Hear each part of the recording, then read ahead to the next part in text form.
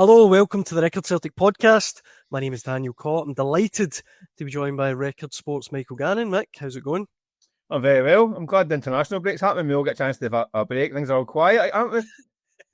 Absolutely. We're also joined by the one and only Chris Sutton. Chris, how's it going? Yep, good. I haven't had that break yet that Mick's talking about. So hopefully soon. The busiest man in British football. One of them be. Well, I know you're definitely going to be busy today, Chris, because there's plenty for us to talk about. Maybe the International Week, Mick, but it's still all going on around Celtic. And I think the best place for us to start is around the fan stuff that's taking place this week, Mick. You're going to want me to explain where they are, aren't you? That's, all the best, Mick, with that. Right, listen, how long have we got?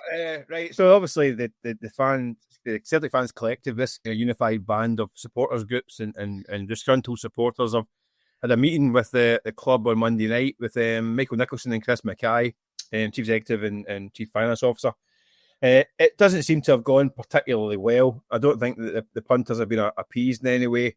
The Fans Collective put out a statement basically saying that it's only kind of heightened their mood for change at the club. No accountability or humility or awareness of the situation they're in. To muddy the waters, then Celtic put out their own statement a couple of hours later, basically saying everything was hunky-dory.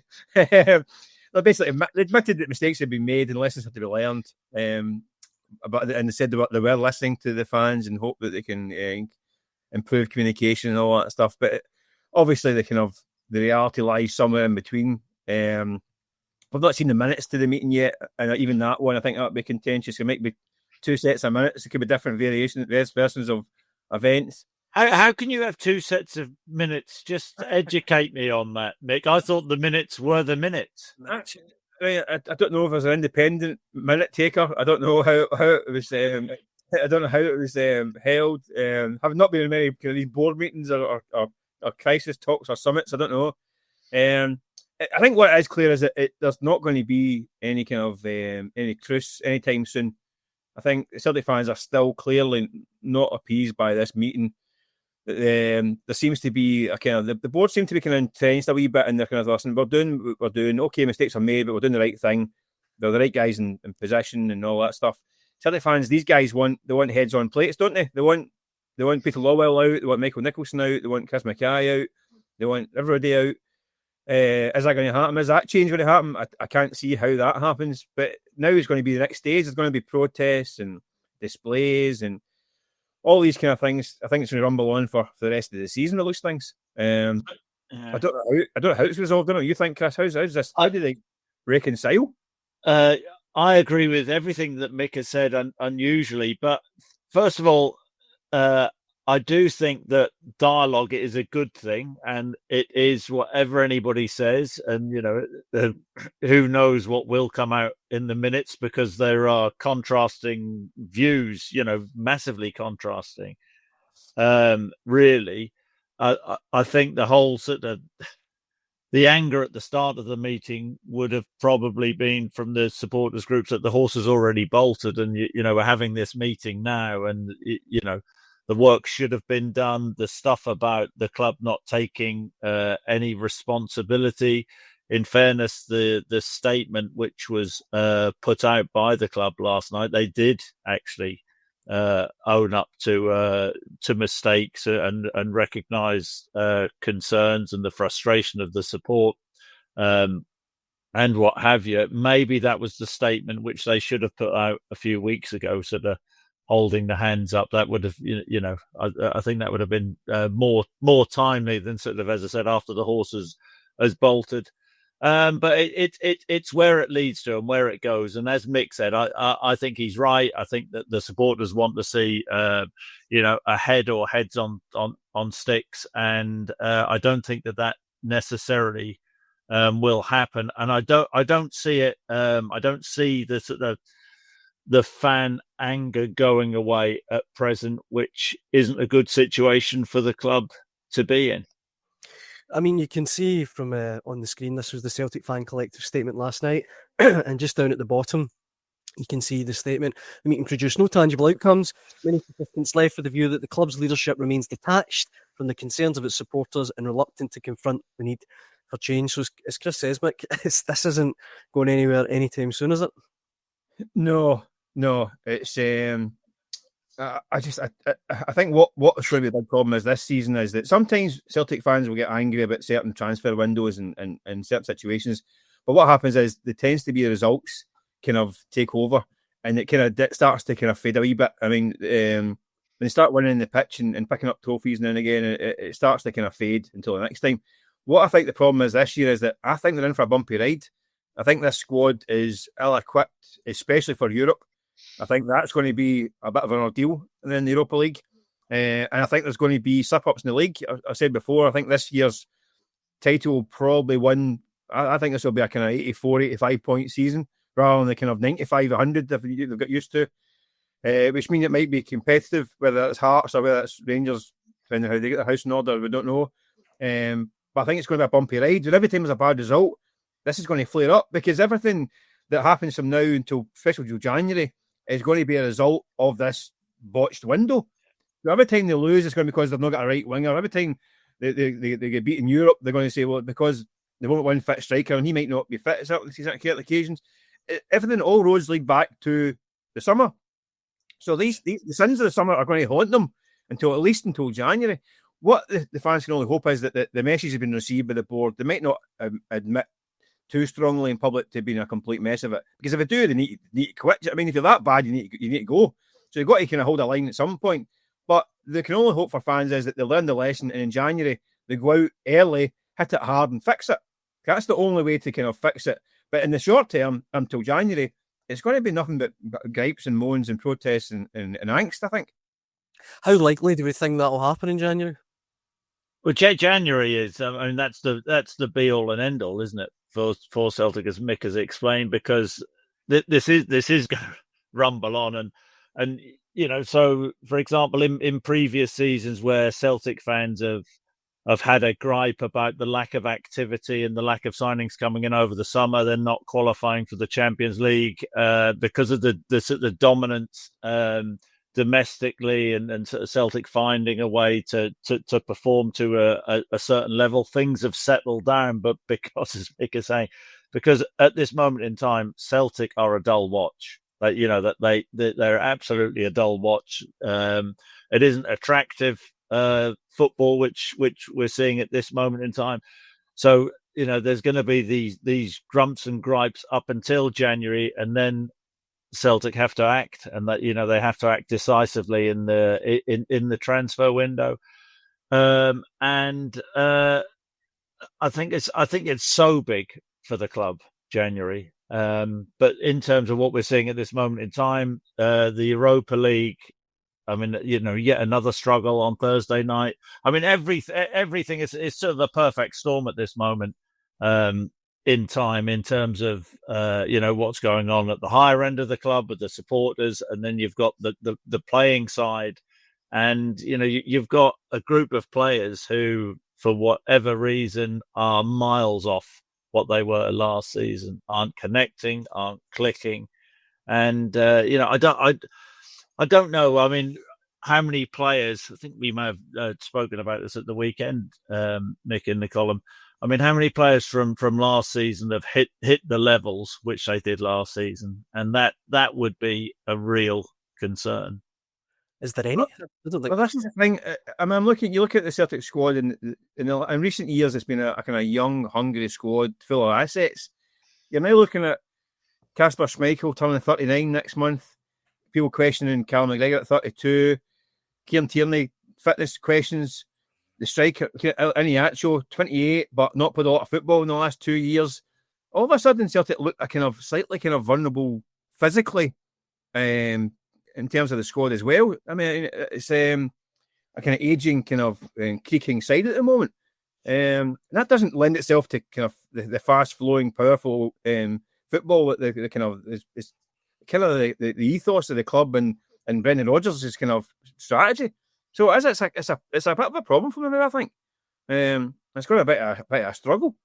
What do you, in terms of Europe, Chris? Can you see Celtic getting out of this into the knockout stage in Europe. I'm trying to find where they get the points from, really, to be honest with you. Well, no, at this moment in time, I mean, every game seems to be a struggle. And, Daniel, no doubt, will ask the question in a minute about will the game at the weekend against Motherwell be a turning point, that turnaround late on? It just doesn't feel that way. It just, Celtic have toiled all season. Performance-wise, in many respects, they've been flat-track bullies, beaten sides who you'd expect them to beat. But then, they've struggled in the Champions League, struggled in the Europa League. I mean, Braga the other night, albeit Schmeichel should have done better with the goal. Celtic were, it's fair to say, robbed with the ridiculous VAR decision. But the performance wasn't there. It's not like Celtic are playing an unbelievable brand of football, and the opposing goalkeepers every week who Celtic are facing are making like dozens of saves, and they're hitting the bar and the post and peppering the goal. It's a struggle in that final third. And I think, we spoke about players' performance levels this year down dramatically from last season.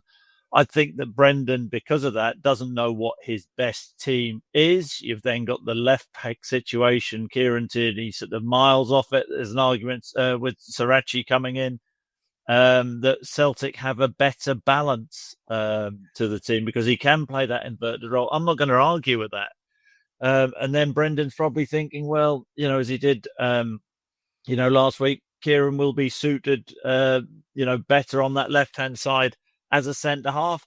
I get that, but then there's that whole sort of change of formation, but then in forward areas it does worry me because Celtic still seem short in forward areas. Playing that 3-4-3, if you like, the front men don't have that, and I can talk about this because that was the position I played. You have to have that understanding and that connection and know and understand moves which are going to happen before they actually happen. You have a rhythm, and it looks like when Celtic are playing at this minute, they're sort of making the mind up after they've received the ball rather than before the ball has actually arrived, if that makes any sense. And it's all clunky, it's all predictable. And you mentioned the points stuff in the league this year, Mick, and I've never really thought of it like that. But going into any game, I don't think there's any Celtic fan at this moment in time who thinks that this will be a stroll and are convinced that Celtic will wipe the floor with other teams. And the truth is, last season that was the expectation. You were just sort of sitting down thinking, well, Celtic are going to dominate. It was how many as much as anything, and now it's are we going to score? I remember sitting, I think it was maybe over the Christmas period last year, and it was I done about 5 or 6 Celtic games in a row, and each one was about 3 or 4-0. It was early goals, and it was foot off the other, and it was like, I never say to guys, this is the same game I'm watching every week. It's almost kind of boring. It was almost too easy for that point, and to go from that to this in 8-9 months, it's quite incredible, really. I mean, every game, it's 5 draws in 12 games, 3 last-minute winners to avoid more draws. When they did the last-minute winner against St Mirren, last-minute winner at Rugby Park, and also a last-minute winner against Motherwell. So it could actually, they're actually doing well to not have 8 draws in 12-13 games. So like you say, Chris, it's like every game seems to be a bit of a battle. At the moment, there's not any gimmies apart from the cup ties. 9 of the 12 games as well, guys. They haven't scored at all in the first half, which just they've not scored in the first 20 minutes any game this season. Are you trying to outstat each other here? I like my stats, Chris. I get big journals and all that stuff and awards. But then it's always going to come back to the argument which you said, Mick, and where fingers will always be pointed at the board for the lack of quality coming in. I mean, I suppose the flip side of that, and let's just forget Europe, and we can't forget Europe because we shouldn't forget Europe. But the flip side of that, with regards to a title race, and Hearts have got off to a flyer. I just wonder within the Celtic dressing room and the players whether they're thinking, blimey, we've been ranked rotten this season. We're still unbeaten in the league. We're 2 points off the top. We are miles off it. Do you know what? It's not that bad. Of course, it is that bad, but we are, we're still really close to Hearts, who everybody is comparing to Real Madrid at this moment in time. And the performances will come. So they've sort of hit rock bottom. I just wonder whether they feel that way, or whether it simply comes down to we don't have the quality, we don't have that playing personnel in the final third, which has been the difference in previous seasons. You mentioned, Chris, the Motherwell game a little bit earlier on, and whether or not it was a turning point. I mean, it didn't feel like Celtic were going to get that victory watching it last Saturday. They did somehow, though. They are still kind of digging out results. But is it a turning point? Can it be used as a catalyst for change this season? I think that's what Brendan Rodgers will hope. I think that's what the support will hope. But you can't be... Nobody's fooled by what they've seen. And that's, that's the biggest thing in all this. Had Celtic been performing well and just been unlucky, and other sides defending unbelievably well, and they've been that dominance. But every time I watch Celtic play in the final third this season, I'm thinking, how are Celtic going to score a goal? How are Celtic going to score a goal? And in previous seasons, we've always had an idea with that, the need for speed, the pace, the power, the trickery. You think about, Rio Hatate, a player who I've always, when he first came, I mean, his performances were incredible, and he's had his peaks and troughs, but he's another player who looks miles off it. Always, think about that sort of Hatate run in that left-hand channel, into the box. We don't see that trademark run anymore. Nygren, who's actually scored some important goals for Celtic, for £2 million, well, that represents, an okay bit of business domestically. But I always think he comes too deep for the ball, at times. And you don't want to go down that route of comparing him to Matt O'Reilly. But the issue is we all have pretty, not necessarily short memories, but we always sort of think about players who were so effective in certain positions, and comparing them. And even Iheanacho, who's had an okay start, and he has had an okay start in important penalties. But I think he could offer so much more in terms of his movement, and I mean, he's only just come in. He hasn't played a lot of football, but we're sort of hoping that he's going to kick on and play unbelievably well, and he has done okay. But him playing in that central position, he does need to offer more mobility and more to that front line. But then, having said that, so did the players in wide areas in terms of linking up. Tanecki had an okay start and what have you, but he needs to do more. But as I say, that there aren't those connections which we have come to expect in that front line. And then, of course, there'll be fingers pointed at the manager for that. Are the players not being coached? Of course, they're being coached properly. He's been a tremendous manager over the season. But the question is he getting the best out of the players? But Brendan will turn around and say, well, I told you that, we need the quality of player if we, want to play at that particular level. And is that fair? I think it probably is. Yeah, probably.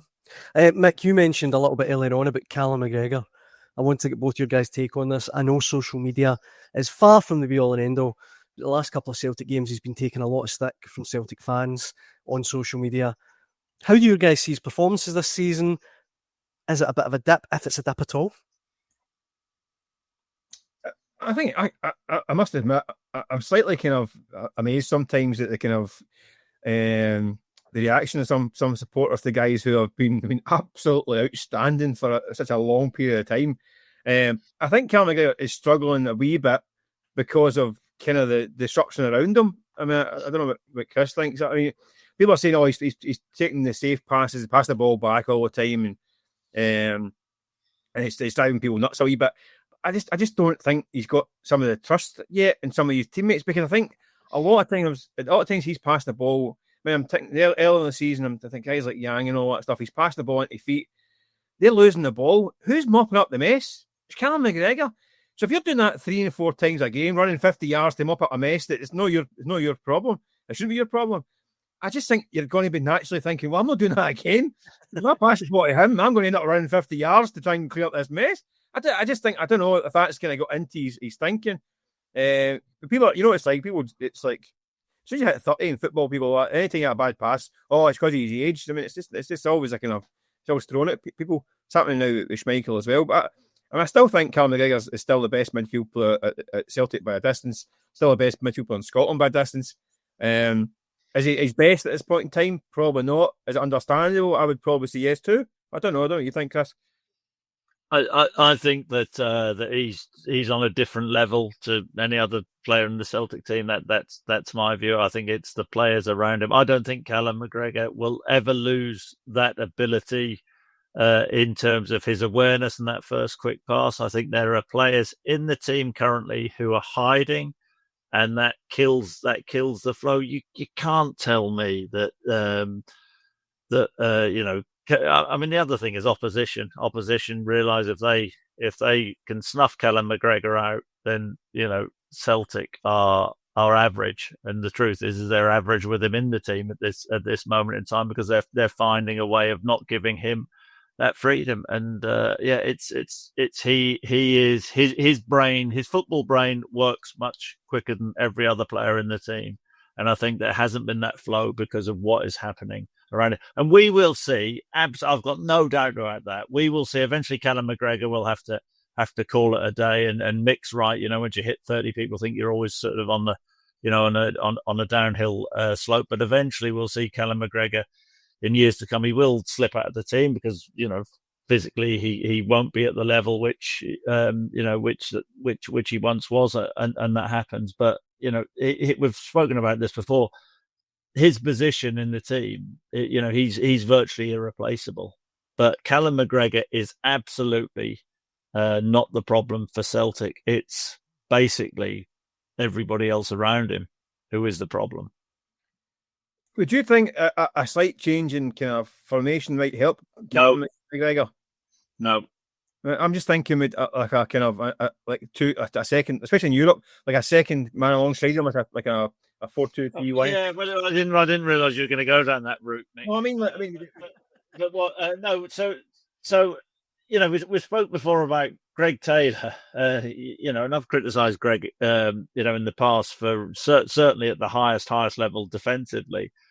But Celtic have missed him unbelievably in that central midfield area, because he would come in and Celtic would it'd have that sort of stability around him, and that other player who had that awareness. And why is Celtic doing that? To create an overload in the middle of the pitch, and other teams, most teams couldn't come to grips with that, certainly at domestic level, and that's been the issue where.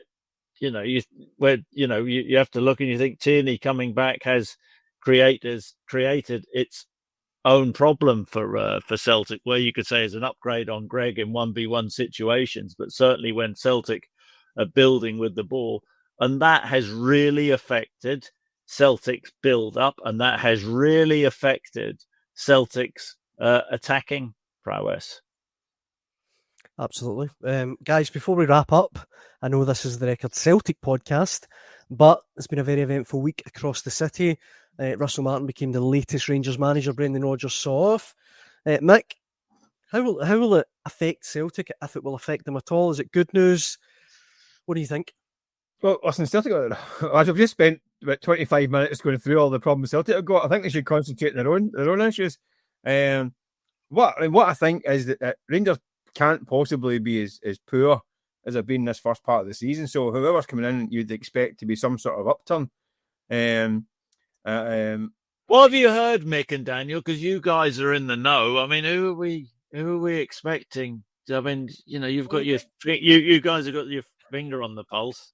I'll let you Mick. The big noise is also around Steven Gerrard. I mean, I think he's still under contract with the Saudi team, so I'm sure there's a few bob involved in that one. If he can get that sorted, he's also living in the Middle East. But I think there seems to be a movement towards Steven Gerrard.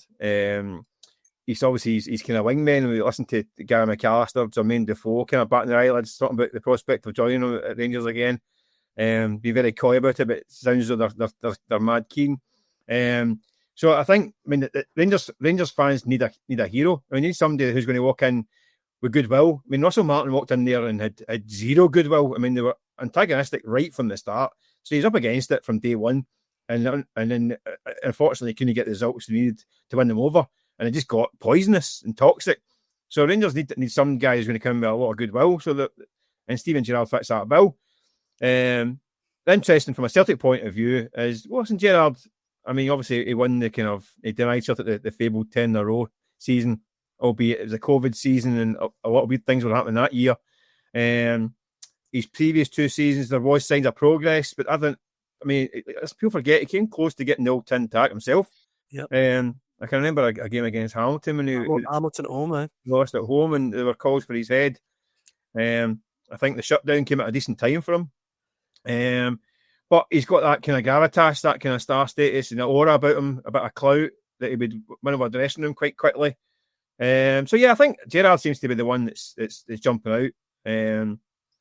Celtic need to be mindful because I think they can't bank on Rangers being hopeless every season. Yeah. I mean, to an extent, that's been a lot of the time. I mean, listen, don't get me wrong. There's times under, even at the start under Clement, there's times under Van Bronckhorst for a while.